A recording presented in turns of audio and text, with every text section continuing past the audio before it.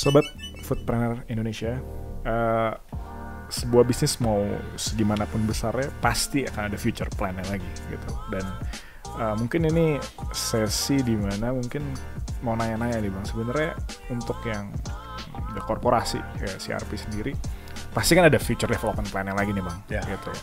Mungkin boleh di-share sedikit Bang, mungkin nggak usah terlalu detail, tapi seenggaknya biar teman-teman foodpreneur, karena kan nggak semua yang dengerin masih levelnya beginner nih Bang. Ada juga yang dengerin ini mungkin udah middle nih, gitu loh, mau mulai kesini. Mereka biar nggak sampai ada titik, kalau udah ke CRP, berarti ceritanya udah di end nih, gitu loh, udah selesai, gue udah nggak usah ngembangin lagi. Tapi ternyata masih ada juga pengembangannya. Kalau boleh tahu nih Bang, apa sih ketika udah dari satu titik korporasi ini, brand udah banyak, sebenarnya fokus pengembangannya itu di mana sih Bang? Fokusnya pengembangan di nambahin brand, atau nambahin produk, atau nambahin lini bisnis, atau apa sih Bang fokusnya ketika di posisi udah di korporasi seperti ini? Ya, kalau bicara korporasi ya, apalagi udah kelasnya scale up ya, bicaranya sudah tentang nilai bro. Jadi valuasi perusahaan, nilai perusahaan yang ujungnya apakah mau IPO atau mau dapat fund lagi yang seperti itu sebetulnya. Nah nanti berdasarkan nilai yang kita kejar ini, misalnya lo pengen punya nilai perusahaan lo 5 tahun lagi nilainya udah 15T misalnya, unicorn lah misalnya. Ya saat ini yang harus lo bahas adalah strateginya bagaimana mencapai nilai tersebut. Berarti udah basicnya udah finance banget ya. Exactly, sudah finance driven banget ya. Jadi mencapainya ya kita bisa kembangkan unit bisnis baru, kemudian atau kita kembangkan brand yang ada dengan pengembangan cabang lebih banyak, atau kita launching cabang baru, brand baru, atau misalnya kita munculkan lagi strategi bisnis baru, misalnya central kitchen atau seperti apa, yang poinnya adalah kita bisa mencapai valuasi tersebut. Gitu. Jadi kalau ditanya korporasi itu cuman punya satu tujuan sebetulnya, growth. That's all. Kalau lo nggak IPO ya harus growth ya. Kecuali ya lo perusahaan keluarga. Ya mungkin ada masa dimana udahlah nyantai aja kita udah 100 cabang, udah untung sebulan 30 mau ngapain sih? Ada mungkin perusahaan keluarga yang berpikirnya lebih begitu. Tapi kalau sudah bicara korporasi, it's totally growth is the objective. Ya apalagi misalnya IPO. Wah kalau IPO ya udah jelas lah. Tujuannya orang beli saham ya nilai sahamnya pasti kan untuk tumbuh. Untuk tumbuh berarti lo butuh growth. Lo nggak bisa stagnan. Gitu. Akhirnya ya strategi korporasi itu ya strateginya harus growth. Jadi seperti itu. Sudah mikirnya ya. Tinggal tergantung elunya gitu. Tergantung elunya. Ada founder awal yang merasa udah gue kalau IPO udah. This is too way long lah untuk gue istilahnya untuk dia jalanin gitu. Gue masih punya hal lain yang pengen gue jalankan. Tapi ada juga yang punya ambisi. Wah belum. This is still Indonesia. We still mungkin baru berapa 1 juta orang baru kita layanin di Indonesia, 2 juta orang. Penduduk Indonesia berapa? Gitu. Kita mau melayanin berapa persen dari penduduk Indonesia yang mengkonsumsi. Nah ini kan sudah bicaranya angka untuk mencapai sebuah nilai. Nah, kurang lebih CRP secara korporasi pun punya pemikiran seperti itu. Gitu. Jadi udah bukan lagi keinginan foundernya mau gitu, udah nggak bisa gitu ya Bang ya. Kalau korporasi sih udah nggak bisa lagi tuh.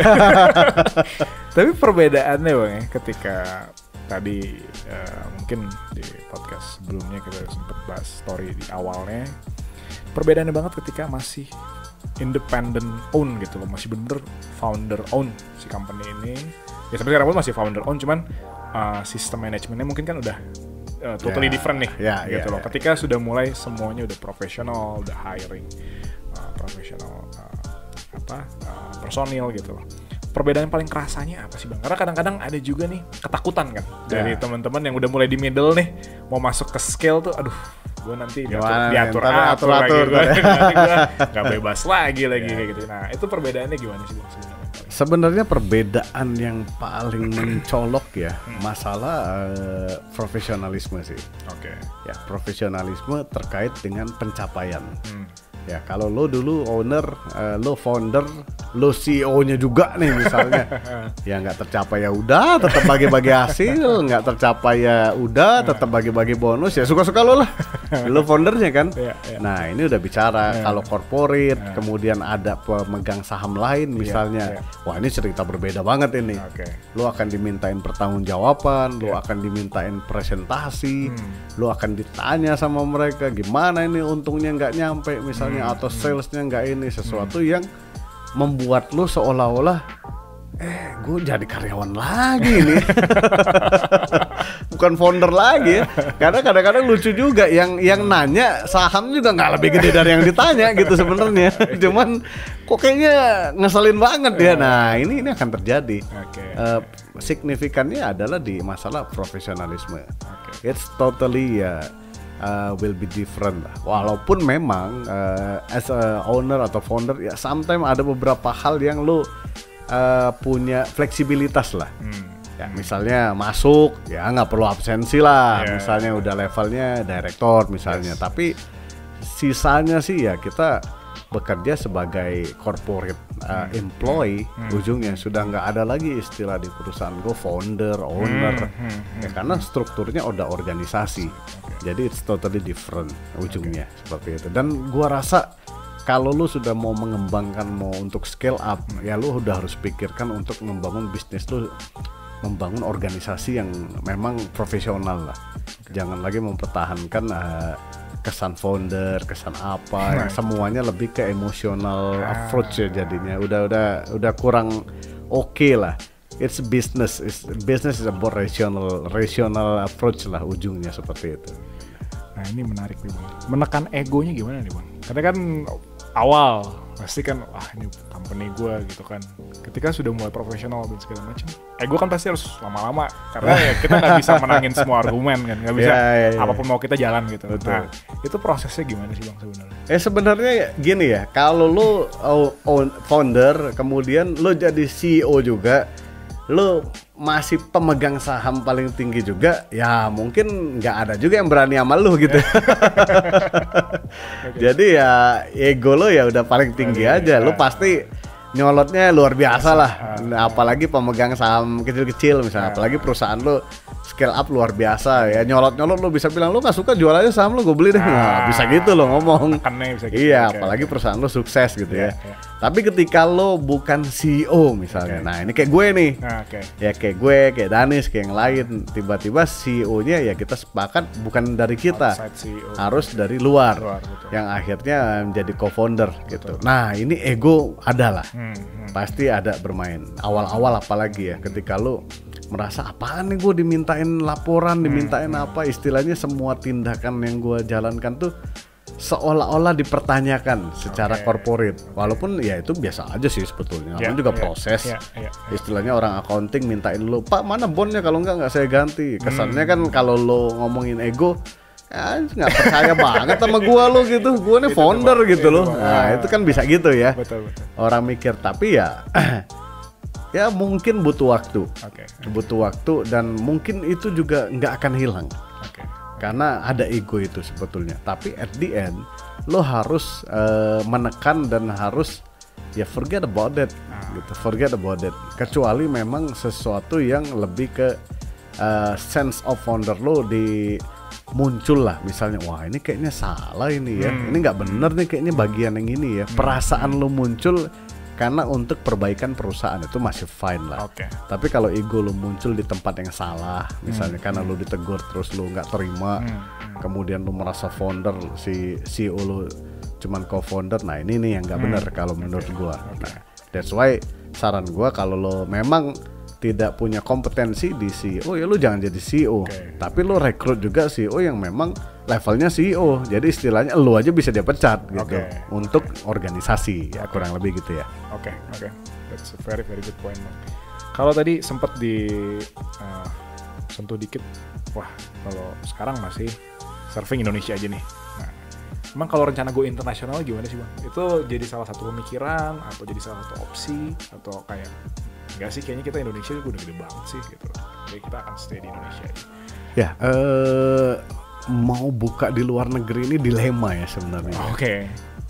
Dilema di satu sisi exposure-nya lumayan. Kesannya brand Indonesia buka di luar negeri, wah keren banget lah.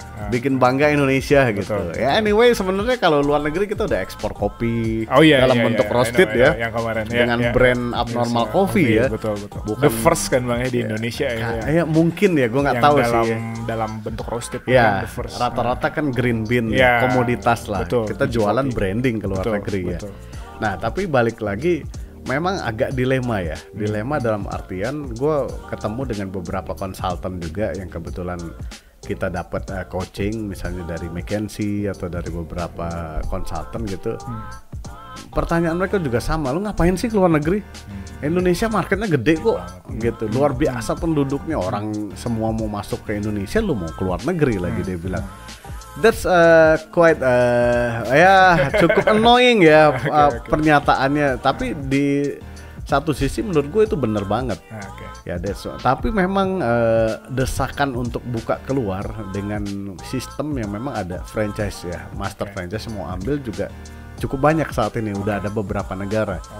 Ya akhirnya kita putuskan untuk tim yang ada saat ini fokus pengembangan brand-brand di lokal Indonesia. Kita bentuk lagi tim untuk international team. Jadi tidak mengganggu tim yang ada saat ini untuk fokus. Nah, jadi ya oke lah. Anggap aja kita berinvestasi satu tim untuk pengembangan luar negeri. Nah, jadi tidak mengganggu fokus kita. Jadi kalau ditanya apakah kita akan buka luar negeri, kemungkinan iya di 2019 ini. Ya, kalau ekspor kita tetap jalan untuk kopinya. Tapi untuk buka cabang, kemungkinan cabang pertama antara Singapura, kalau enggak ada satu di daerah Arab ya.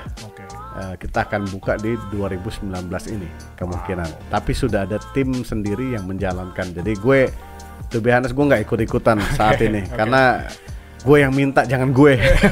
Gue orang lokal aja deh gue. Nasi Padang gitu-gitu itu lebih menarik buat gue daripada speak in English gitu. Bikin pusing gue. Berarti nanti teman-teman foodpreneur udah bisa tuh belanja di Orchard. Udah capek. Aduh pengen makan, cuman kayak makanannya makan Indian mulu nih kayak. Bosen nih, atau makan Mandarin food mulu. Tahu-tahu ketemu Indomie. Surga. Itu yang gue cari juga sih di luar negeri. Susah soalnya bang. Last question nih bang, kan sekarang udah cukup banyak bang ya, ada sekitar mungkin lebih dari 10 brand di CRP sendiri. Sebenarnya kalau karena ini pun mungkin di teman-teman yang udah middle level udah mulai nih, karena mungkin dia cash flow-nya udah mulai cukup kuat, udah mulai nih brand-brand yang kecil-kecil dia mulai mikir nih, apa gue akuisisi aja ya. Habis itu gue masukin ke ini, gue central system ya, gue bisa bantuin manajemen segala macam. Itu strategi yang efektif nggak sih bang sebenarnya untuk mengakui satu brand gitu loh, untuk mempercepat si growth-nya gitu? Ya, kalau untuk perusahaan yang growth-nya butuh kenceng banget, itu strategi yang cukup efektif ya menurut gue juga. Kita juga terpikir strateginya seperti itu ke depannya. Karena membentuk satu brand dari awal, membentuk tim untuk menjalankan brand tersebut itu nggak gampang. Ya, gue dulu ketika mulai pertama kali itu kita benar-benar pivot mindahin satu tim konsultan. Ya hampir 30 orang lah, 30 orang kurang kayaknya yang kita pindah. Ngurusin kuliner. Jadi stoknya banyak bro. Bikin Abnormal, Bujangan ini masih ada stok terus gitu karena orang-orang lama semua. Tapi Eden kan habis orang-orangnya. Sekarang ada 4 orang di pabrik, handling, ada beberapa pegang brand, sudah mulai habis. Nah ini kita harus mulai using profesional. Nah problemnya kadang-kadang menggunakan profesional membentuk brand baru itu lebih sulit daripada memulai sendiri dengan jiwa pengusaha, karena mentalnya beda. Ini profesional, ini mentalnya lebih ke pegawai. Sementara kalau lu mau ngembangin brand, kita butuh mentalnya entrepreneur. Nah, jadi akan jadi bolak-balik PR yang besar nih untuk kita. Jadi kayak telur sama kucing, telur sama ayam gitu. Mana yang bener ya? Nah, saat ini kita mencoba Oke lah, ada brand kecil nggak apa-apa, tapi ownernya punya komitmen untuk mengembangkan, dia seorang entrepreneur. Akhirnya kita mencoba untuk mengambil opsi seperti itu juga untuk mengembangkan brand. Jadi kita lebih ke fokus entrepreneurnya, not the business. Actually business kita bisa lihat banyak sekali peluang, tapi siapa yang mau menjalankan itu kan pertanyaannya bolak-balik gitu ya. Betul. Kalau udah level corporate itu kan istilahnya ngelihat peluang itu lebih mudah daripada orang yang belum pernah ada di dalamnya. Tapi kan kita selalu ujung-ujungnya masalah korporasi itu adalah sumber daya manusia ujungnya. Gitu. Yang punya entrepreneur mindsetnya kuat. Gitu, itu yang akan jadi problem biasanya di corporate. Akhirnya ya itu salah satu strategi yang cukup efektif menurut saya sih untuk dijalankan gitu.